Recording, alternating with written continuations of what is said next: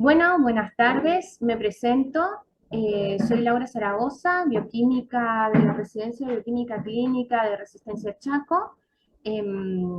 Realicé este Ateneo cuando pasé a través del Servicio de Microbiología Clínica del Hospital Ferrando y a este Ateneo lo nombré como meningitis tuberculosa, claves para su diagnóstico.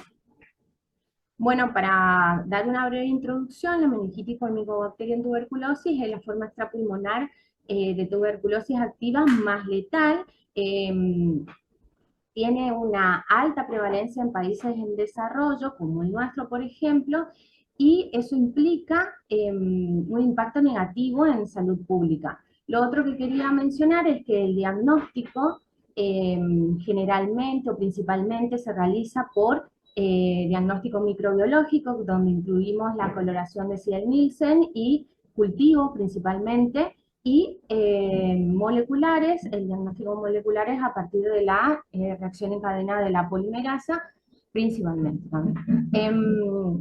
Lo otro importante que me gustaría que tengan en claro es que la tuberculosis a nivel del sistema nervioso central tiene diferentes formas de manifestarse, que es a través de, por ejemplo, la meningitis tuberculosa, abscesos tuberculosos, granuloma tuberculoso y radiculomielitis, que es la inflamación de la médula espinal.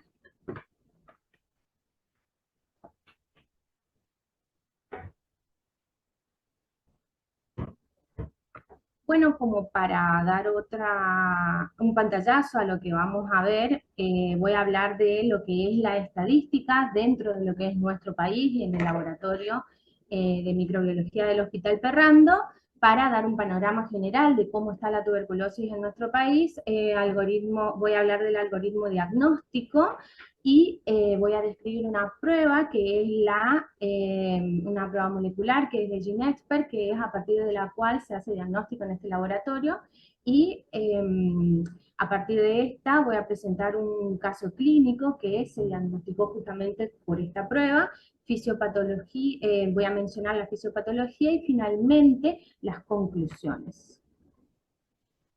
Bien, en este caso lo importante que tenemos que tener en cuenta es que el boletín número 6 en la Argentina, en marzo de este año, reportó que en el 2021 hubo una tasa nacional de aproximadamente 26 casos cada 100.000 habitantes, y lo otro que es importante destacar a partir de este boletín es que la provincia del Chaco es la cuarta provincia con mayor tasa de tuberculosis en el país.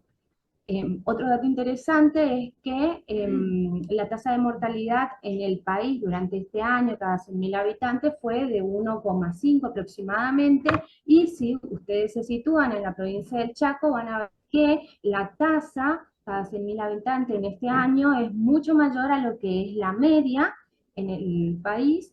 Esto nos habla de la emergencia sanitaria en la que estamos viviendo, es de 4,25 cada 100.000 habitantes. Otra cosa que tenemos que tener en cuenta, si ustedes se fijan, es acá en estos valores donde el 65% fueron varones, y las muertes estuvieron asociadas el 11% a HIV, que es una enfermedad que se la encuentra frecuentemente asociada a tuberculosis. Hablamos de tuberculosis en general y no de tuberculosis meningea.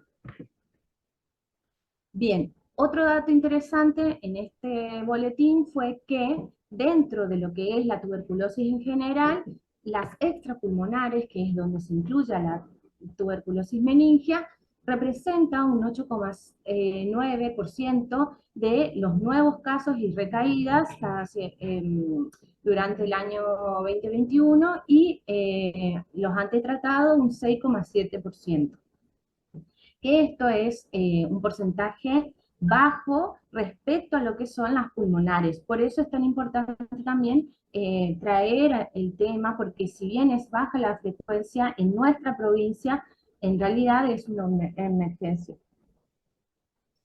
sanitaria. Dentro de lo que es la distribución de las muertes por tuberculosis, según la clasificación de sus causas, lo que quería mostrar acá era que la tuberculosis del sistema nervioso central representa un 3,2% desde el año 2019 a el 2021. Cifra que se podría considerar baja, pero en realidad estamos hablando del total de casos en estos años, entonces no es bajo. Bueno, en este consenso, que es el consenso diagnóstico de meningitis tuberculosa, se tuvo como objetivo eh, definir lo que era un caso de meningitis tuberculosa y se lo clasificó en meningitis tuberculosa definitiva, posible, definitiva, probable y posible, teniendo en cuenta que no se puede apreciar, perdón, no se ve bien acá, desde acá, pero les voy contando, que se tuvieron en cuenta criterios clínicos, criterios de la apariencia del líquido cefalorraquídeo, el físico-químico, el del líquido cefalorraquídeo, y también se tuvo en cuenta eh, las imágenes cerebrales y la evidencia de tuberculosis fuera de lo que sería el sistema nervioso central. Entonces, a partir de estos criterios, les voy a leer un poquito porque no se pueden distinguir bien acá. Entonces, lo que se vio es que dentro de lo que es la meningitis tuberculosa definitiva, se tiene que tener presente, o el paciente debe cumplir totalmente con el criterio A y el B. Criterio A tenemos algo muy importante para nosotros, que somos los bioquímicos, que es la baciloscopía positiva en líquido cefalorraquídeo, cultivo positivo en líquido cefalorraquídeo y reacción en cadena de la polimerasa comercial para meningitis tuberculosa, también positivo. O sea, si cumple estos tres criterios, entonces el paciente tiene una meningitis tuberculosa definitiva. Otro de los criterios es el B, donde incluye la baciloscopía positiva asociada a estudio anatomopatológico del cerebro o médula espinal compatible con meningitis tuberculosa y un cuadro clínico y cambios en el líquido cefalorraquídeo sugerentes de meningitis tuberculosa. Finalmente, para que sea una meningitis tuberculosa probable, se tiene en cuenta un puntaje que es el que va a tener, el que le van a dar los diferentes criterios que ya mencioné, a partir del cual, si el paciente tiene un puntaje de 10 o más, eh, si no se disponen imágenes cerebrales, o de 12 o más si se disponen imágenes cerebrales, excluyendo otras alternativas diagnósticas, es decir, que no tengan meningitis por otras cosas, se puede entonces pensar que estamos ante un caso de meningitis tuberculosa probable. Y otra aclaración que ponen en este consenso es que al menos 2 puntos deben provenir de hallazgos en el líquido cefalorraquídeo o en imágenes. Finalmente, para que sea una meningitis tuberculosa posible, se tiene en cuenta un puntaje de 6 a 9 si no se disponen de imágenes cerebrales, y de 6 a 11 si se dispone de imágenes cerebrales. ¿Por qué me pareció importante resaltar la clasificación? Porque acá nosotros vemos el rol del laboratorio, que a partir de nosotros poder hacer el cultivo, la PCR o la baciloscopía, recién el paciente puede tener un diagnóstico. Sin estas herramientas tenemos una meningitis probable y una posible solamente. Bueno, sí. Bien, esto es una organización de una red de diagnóstico de laboratorios de tuberculosis. Es una recomendación del manual operativo de la OMS actual del año 2020, que lo que hizo fue disponer esta red en una pirámide, donde en la base se va a encontrar el eslabón periférico, que son los tipos de laboratorio de nivel comunitario y subdistrial, los cuales pertenecen al nivel 1, que se dedican principalmente a tamizaje, búsqueda de caso, derivación, tratamiento. Este nivel cuenta con un nivel de bioseguridad 2, donde se tiene que contar con una em, cabina de flujo, también de bioseguridad 2, y en este nivel podemos poner al laboratorio de Ferrando, a partir del cual se necesitan tener la disponibilidad de diferentes técnicas, técnicas moleculares, baciloscopía, y otras técnicas que pueden ser la búsqueda de antígenos. A partir de acá, de poder realizar la búsqueda de la tuberculosis, se produce lo que sería la derivación a niveles superiores. Bien, dentro de lo que es el nivel intermedio, que es el nivel distrital y regional, contamos con, por ejemplo, el laboratorio central, que lo que hace es la búsqueda de casos también y también se ocupa de lo que sería el tratamiento. Cuenta con todas las técnicas anteriores, o sea, puede contar con cualquiera de todas las técnicas anteriores, y aparte con técnicas moleculares que producen como el aumento, digamos, en su complejidad. Lo siguiente es el nivel de referencia. Una aclaración que quiero dar es que el laboratorio central aparte cuenta, no actualmente, pero también cuenta con cultivo, ¿sí? Si bien pertenece a este nivel intermedio, también cuenta con técnicas de cultivo. Bien, y que finalmente llegamos a los laboratorios de referencia, donde se encuentra la red de vigilancia, los métodos de referencia y la supervisión de la red, que dentro de esos tenemos al MAIGRAN. Que este laboratorio, aparte de las técnicas anteriores, lo que produce es secuenciación genómica y fenotipificación, y también, lógicamente, cultivos.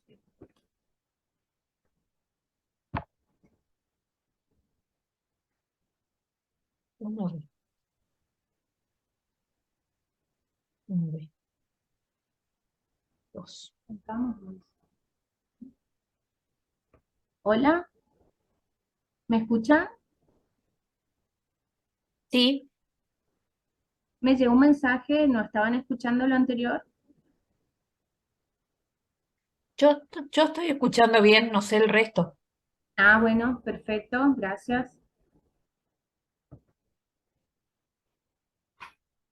Bien, dentro de lo que es GeneXpert, es un método automatizado de diagnóstico rápido y específico de tuberculosis mediante la aplicación de ácidos nucleicos en un cartucho que detecta el complejo Mycobacterium tuberculosis, así como mutaciones que confieren resistencia a rifampicina directamente a partir de la muestra en el mismo estudio. Bueno, tenemos que mencionar que es una prueba semi-cuantitativa de diagnóstico in vitro, que lo que tiene como ventaja es que tiene una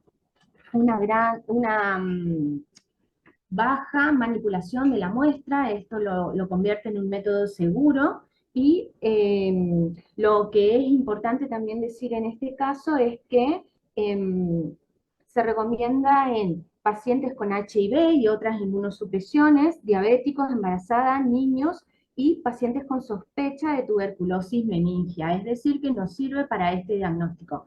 Otra cosa importante es tener en cuenta que a partir de este método se puede hacer la identificación de una secuencia diana a través de reacciones en cadena de la polimerasa o PCR y una PCR de retrotranscriptasa. Las dos se hacen en tiempo real, digamos, y aparte cuenta con cebadores que identifican al gen RPO-B, que es el gen de resistencia, que también cuenta con sondas que identifican mutaciones en este gen, y es a partir de ahí que uno puede ver si es resistente o no a rifampicina.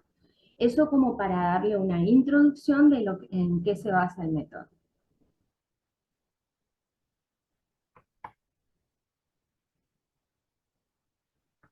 ¿Cuál es la importancia de Ginexper en meningitis? Em, Diferentes estudios y diferentes publicaciones han demostrado que a partir de estas curvas y de diferentes estudios, como el que estoy mencionando ahora, que es una curva que se denomina Kaplan-Meier, comparan lo que es la probabilidad de supervivencia de los pacientes que tienen tuberculosis pulmonar y meningitis tuberculosa, no sé si la pueden apreciar bien, pero en la roja nos está hablando de lo que es la probabilidad de supervivencia de un paciente con meningitis tuberculosa en 30 días. Entonces, ¿qué vemos acá? Que cada vez que pasa el tiempo es cada vez menor la probabilidad de supervivencia respecto a lo que, por ejemplo, es la tuberculosis pulmonar. Entonces, a partir de octubre del 2013, la OMS recomienda fuertemente, dada la urgencia del diagnóstico rápido y por la baja calidad de las pruebas microbiológicas que son el cultivo y la baciloscopía, que se utilice Ginexper como prueba de diagnóstico inicial en pacientes con sospecha de tuberculosis benigna. ¿Por qué dice que hay una baja calidad en las muestras microbiológicas? Como ustedes ya saben, el cultivo tarda en aproximadamente 4 a 8 semanas en desarrollar la micobacteria, y dentro de lo que es la baciloscopía en un líquido cefalorraquídeo tiene un alto valor, un alto porcentaje de falsos positivos. Entonces, no podemos contar con esas dos metodologías y por eso la OMS hace esta recomendación. Dentro de lo que son las etapas del método, acá lo que tenemos que tener en cuenta es simplemente que la principal parte que nos toca a nosotros en el manejo es la parte del acondicionamiento de la muestra. En el líquido cefalorraquídeo tiene una importancia el volumen de la muestra, a partir del cual, si nosotros tenemos 100 microlitros de líquido cefalorraquídeo, no podemos utilizar esta metodología. Entonces, el volumen a partir de 100 microlitros hasta, em, hasta 1 mililitro, sí, de 100 microlitros hasta 1 mililitro, lo que se produce es que se va a agregar lo que es el buffer para producir una solución. Dice se está quedando sin tiempo. Bueno, lo que vamos a hacer es agregar 2 mililitros del buffer, que es el buffer acondicionante de la muestra, y a partir de ese lisado vamos a introducir 2 mililitros en el cartucho. Si nosotros contamos con 1 mililitro a 5 mililitros, hacemos lo mismo, y si contamos con 5 mililitros, a partir de 5 mililitros lo que se produce es la centrifugación del líquido cefalorraquídeo, se toman partes iguales,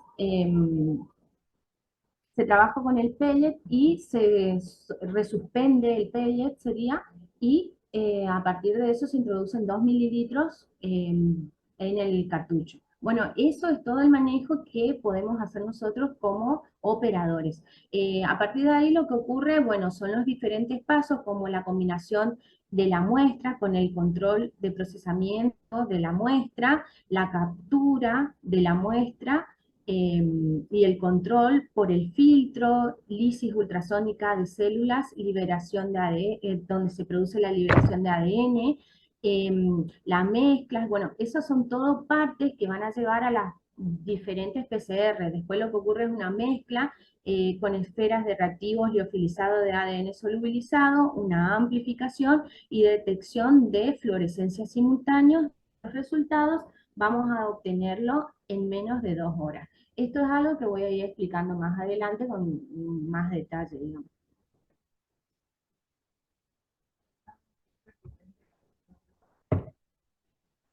Bueno, es recurrente la reunión, así que si se corta, vuelven a ingresar en el mismo link.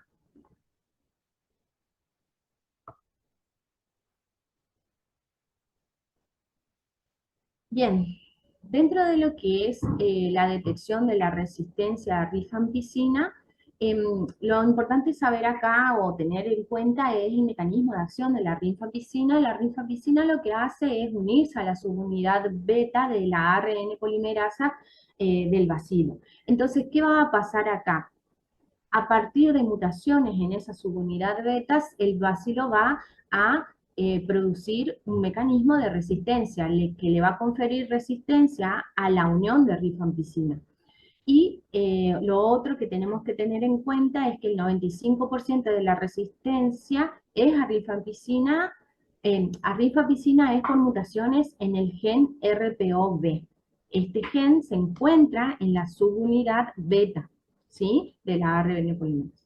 Bueno, entonces GeneXpert se fundamenta para la detección de resistencia a rifampicina en que el 90 en que el 90% de estas mutaciones van a estar localizadas en este gen, que es el RPOB, y localizadas en una región de 81 pares de bases. Entonces, ¿cómo es el método?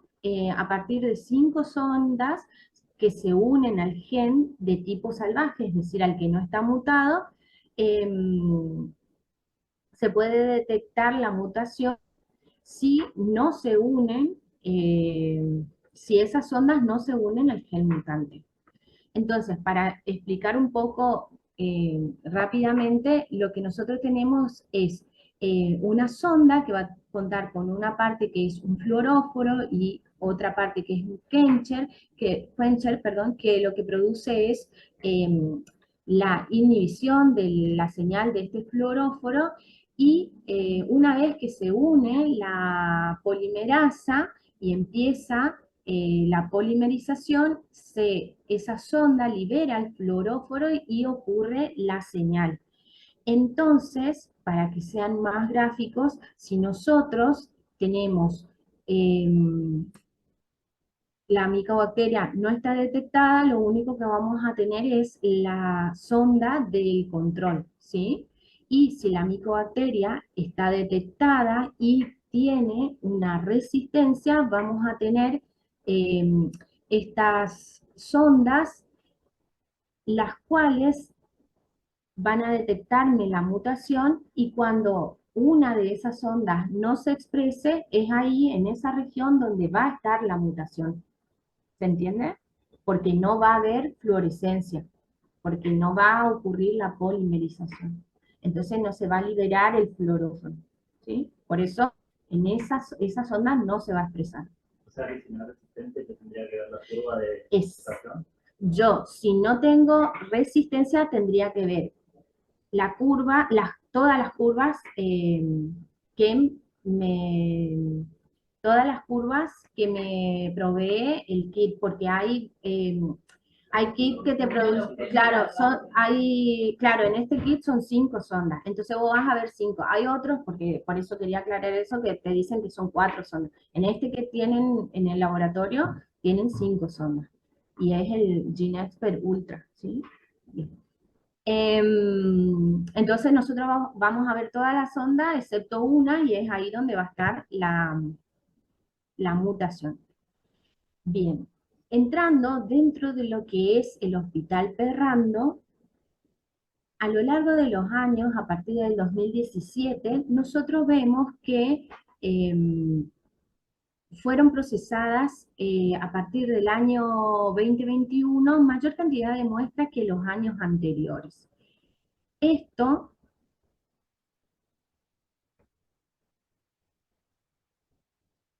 Esto se correlaciona con la bibliografía, con el boletín oficial, que era lo que les había mencionado, en cuanto a que las estrategias de la OMS han ido cambiando y entonces ahora lo que ocurre es que a partir del 2021 hay mayor disponibilidad de los cartuchos.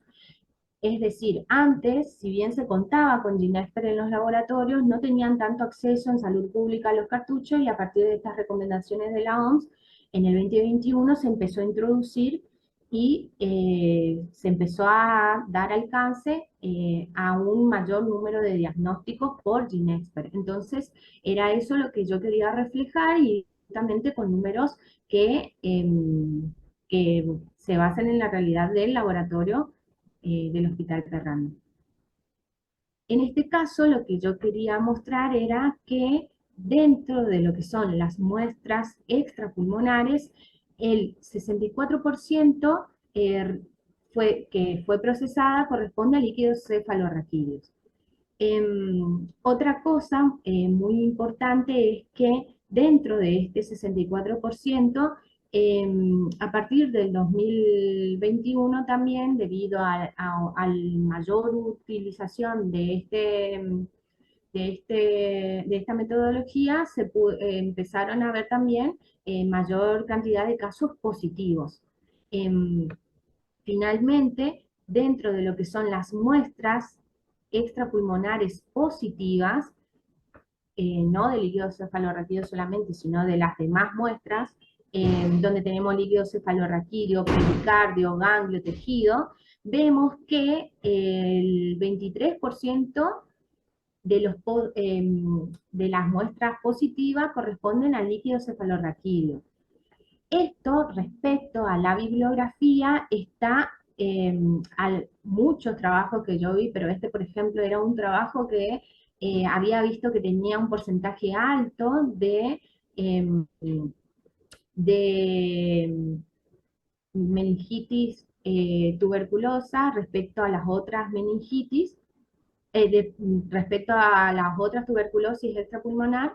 Entonces yo en este trabajo lo que quise mostrar, con esta comparación lo que quiero mostrar es que en Chaco o en el laboratorio se registraron un porcentaje mayor de líquidos cefalorraquídeos positivos, ¿sí? O de meningitis tuberculosa en diagnóstico.